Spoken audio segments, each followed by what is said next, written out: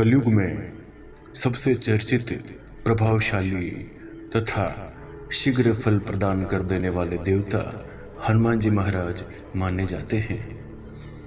एकादश रुद्र होने के साथ साथ में हनुमान जी महाराज को सभी बड़े देवी देवताओं की शक्तियाँ प्राप्त है, इसलिए वे बड़े ही ताकतवर और शक्तिशाली माने जाते हैं।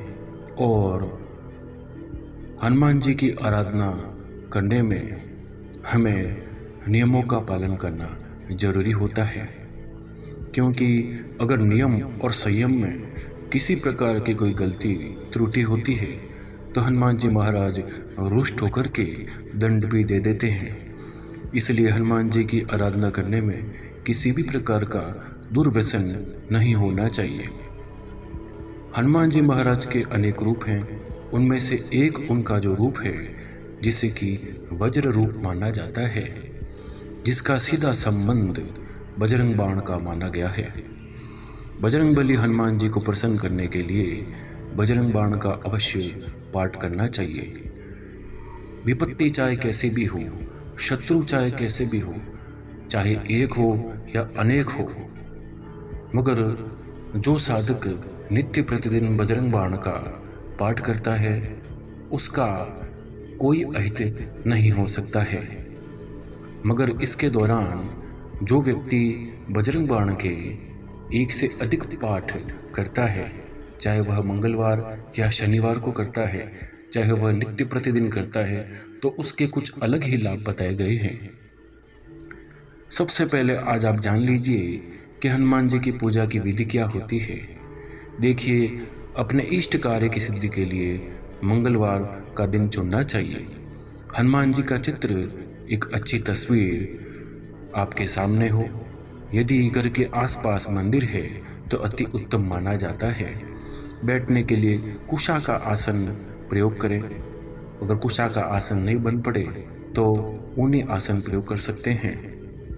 और जिस स्थान पर बैठ करके आप बजरंग बाण का पाठ कर रहे हैं वह स्थान शांत होना चाहिए और वहाँ का वातावरण भी शुद्ध होना चाहिए। और एकांत स्थान अति उत्तम माना गया है।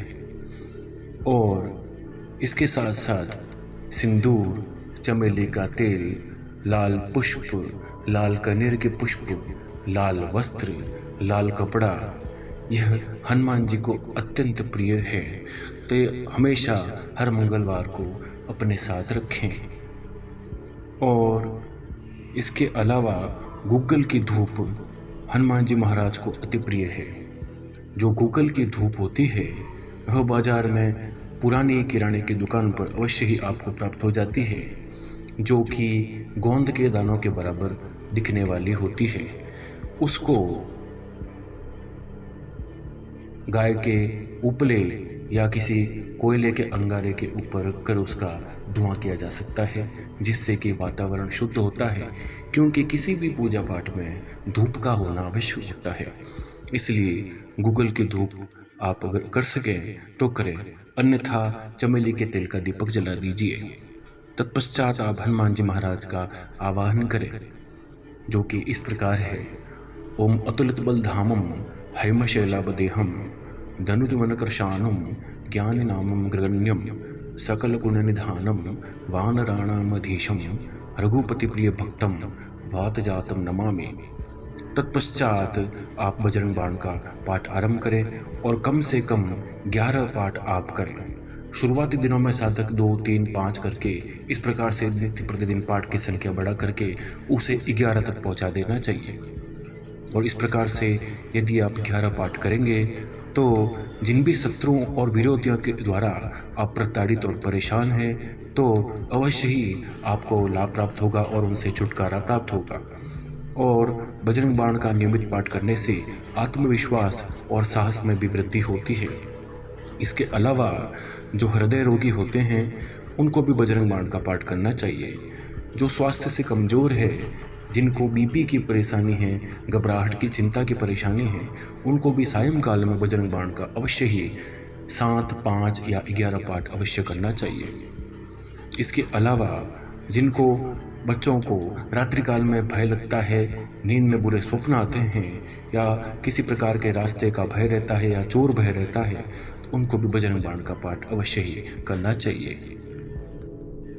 और यदि आप कोई साक्षात्कार इंटरव्यू देने के लिए जाते हैं तो घर से निकलने से पूर्व 5 बार बजरंग बाण का पाठ करके अवश्य आप जाइए और आप देखेंगे कि सामने वाला व्यक्ति आपकी बात को अवश्य ही बड़ी ही विनम्रता से सुनेगा और अवश्य ही आपको सफलता मिलेगी।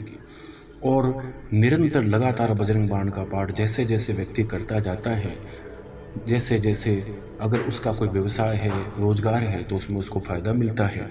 और उस व्यापार में बार बार हानि या घाटा हो रहा था, तो बजरंग बाण का पाठ लगातार करने से उसका हानि की भरपाई हो जाती है और धन आगमन भी होने लग जाता है। बुरी नज़र, बुरी टोक टोकार इत्यादि भी बजरंग बाण का पाठ करने से नष्ट हो जाती है।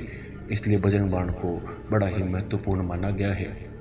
इसके अलावा जो व्यक्ति बजरंग बाण का नित्य 7 या 11 की संख्या में पाठ करता है, अवश्य ही उस व्यक्ति को 1.25 महीने के पश्चात में सिद्धि हासिल हो जाती है, इसमें संदेह नहीं है। बशर्ते वह व्यक्ति हर प्रकार के नशे से दूर रहे, खासतौर पर शराब और मांसाहार का सेवन बिल्कुल भी नहीं करना चाहिए। क्योंकि कई बार ऐसा देखा गया है कि लोग हनुमान जी की आराधना, बजरंग बाण का पाठ तो करते हैं, मगर वह मंगलवार तो शराब नहीं पीते हैं और बाकी बार किसी भी वार को वह शराब पी लेते हैं। तो इस प्रकार से वह भी आपकी साधना में एक बड़ा व्यवधान है, त्रुटि है और वह एक बड़ी भूल है। इससे हनुमान जी रुष्ट होते हैं। अगर बजरंग बाण के अंदर आपको कदम रखना है तो इन चीज़ों से आपको दूर रहना पड़ेगा, अन्यथा हनुमान जी के द्वारा आपको मदद प्राप्त नहीं होगी। इस बात का हमेशा ध्यान रखें। मांस मदिरा का प्रवेश अपने घर में भी ना होने दें और नित्य प्रतिदिन बजरंग बाण का पाठ करें। और 1.25 महीने लगातार 11 पाठ करने से व्यक्ति को सिद्धि हासिल होती है और आंखों से देखने मात्र से ही शत्रु से मुक्ति मिल जाती है। यानी कि उस व्यक्ति के ललाट पर ऐसा तेज विराजमान होता है कि अगर कोई कुदृष्टि डालता है, बुरी नज़र से देखता है या बुरा करने की सोचता है, तो तुरंत ही उसका खुद का ही बुरा हो जाता है। कुछ न कुछ उसके घर में या घर परिवार में या स्वयं के साथ में बड़ा अनिष्ट हो जाता है। इसलिए यह सिद्धि बड़ी ही ताकतवर और शक्तिशाली मानी गई है। शत्रु चाहे विदेश में ही बैठा क्यों न हो, इस पाठ की सिद्धि के पश्चात में उसे दंड दिया जा सकता है, इसमें संदेह नहीं है। धन्यवाद।